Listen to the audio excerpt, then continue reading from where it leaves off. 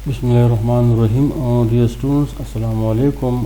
Here we have to study the solution of linear equations by Gaussian elimination method. The big idea is to progressively replace our original system of linear equations with an equivalent system of linear equations which has the same solution set. We do this by using elementary row operations to systematically simplify the augmented matrix representing our system of linear equations. By using only elementary row operations, we do not lose any information contained in the augmented matrix. Our strategy is to progressively alter the augmented matrix using elementary row operations until it is in row echelon form. This process is known as Gaussian elimination method. Row echelon form. What is row echelon form? A matrix is in row echelon form if the first non-zero entries of rows are equal to 1. The first non-zero entries of consecutive rows appear to the right. Rows of zeros appear at the bottom. Here are some examples of matrices in row echelon form. All these three matrices are in row echelon form. Row equivalent form में every non zero entry starts from 1 और 1 के नीचे हमेशा zero होंगे और zero की तादाद रो by rho नीचे ज़्यादा होंगे और जिस रो में सारे एलिमेंट ज़ीरो होंगे वो हमेशा मैट्रिक्स के आखिर में लिखा जाता है। अब यहाँ पे क्या है, रिड्यूसिंग दी ऑगमेंटेड मैट्रिक्स। अब यहाँ पे हमारे पास एक ऑगमेंटेड मैट्रिक्स है, इसको हमने इक्विवेलेंट फॉर्म में चेंज करना है। Consider the augmented matrix.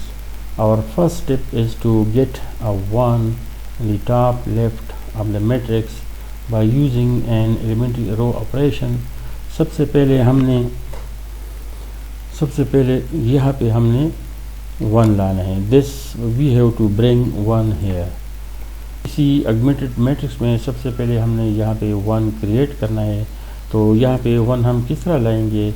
Bye interchanging the first row and the second row. इसी फर्स्ट रो को और इसी सेकंड रो को जब हम इंटरचेंज करते हैं तो यहाँ पे हमारे पास 1 आ जाता है। तो इसी रो को हम ऊपर लिखते हैं और इसी रो को हम नीचे लिखते हैं। तो ये हमारे पास आ गया। अब नेक्स्ट हमारे पास क्या है? नेक्स्ट इसी 3 को 1 करना है। Now we have to make this 3 0। इसी 3 को 0 बनाना है। तो इसी 3 को हम किस तरह 0 बनाएंगे? R2 - 3 time R1। इसी रो को यहाँ हम -3 से ज़रब देंगे और यहाँ ऐड करेंगे तो ये 3 हमारे पास 0 बनेगा। So by using this elementary operation this 3 will become 0। अब जब यहाँ 0 आ गया तो नेक्स्ट हमारा टारगेट है ये -1। अब इसी -1 को 0 बनाना है। तो इसी -1 को हम किस तरह 0 बनाएंगे? By using elementary operation R3 + R1। इसी फर्स्ट रो को इसी थर्ड रो से ऐड करना है। तो जब इसी एलिमेंट्री ऑपरेशन को हम यूज़ करेंगे तो ये -1 हमारे पास 0 बनेगा। तो फर्स्ट कॉलम में हमने क्या किया? हमने यहाँ पे 1 क्रिएट किया by interchanging the first and the second row. फिर यहाँ पे इसी 3 को हमने इसी ऑपरेशन से 0 बनाया। फिर इसी नंबर को हमने इसी ऑपरेशन से 0 बनाया। अब नेक्स्ट हमारा टारगेट क्या है? इसी 7 को 1 करना है। Now the next target is to create 1 here. यहाँ पे 1 लाना है। या तो इन दोनों रोज को इंटरचेंज करना है तो यहाँ पे हमें 1 मिलेगा, या किसी दूसरे एलिमेंट्री रो ऑपरेशन से यहाँ पे 1 क्रिएट करना है। Let's see what happens to create 1 here. This 7। अब इसी 7 को हमने 1 बनाना है। तो इसी 7 को हम किस तरह 1 बनाएंगे? Interchanging the second row and the third row. यहाँ पे जो एलिमेंट्री ऑपरेशन है, इसी एलिमेंट्री ऑपरेशन को जब हम इस पे यूज़ करेंगे तो ये वाला रो ऊपर जाएगा और ये वाला रो नीचे आएगा। तो यहाँ पे 7 की जगह हमारे पास ये 1 आ गया and this is what we required.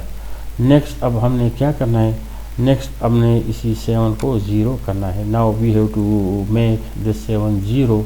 तो ये 7 किस तरह 0 बनेगा, by R3 minus 7 time R2। if we apply this elementary row operation, then here this 7 will become 0 and there will be associated changes also here।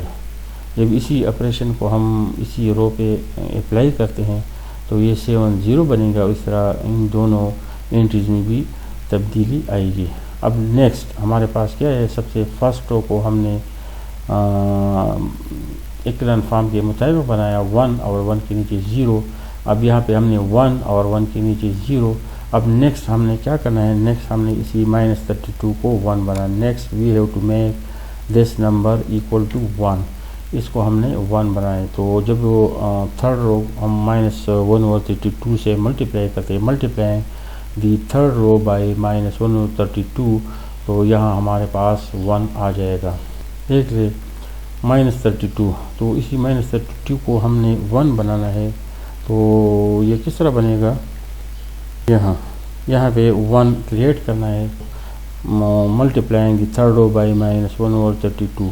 तीसरी रो को -132 से ज़रब देने से तो यहाँ पे 1 आएगा और यहाँ -64 डिवाइड बाई -32 आएगा। अब इसको सिंप्लीफाई करने से हमारे पास यही आएगा। अब अगर इस रो को हम देख ले तो हमारे पास क्या है, this first row, this is the first column, the first row, the non zero element in the first row is 1, इसी 1 के नीचे 0 है।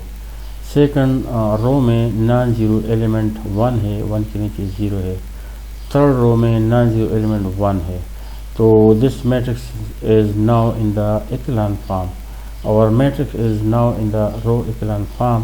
ये रो एक्लन फॉर्म में है। अब हम देखते हैं next, this is the required matrix in the echelon form.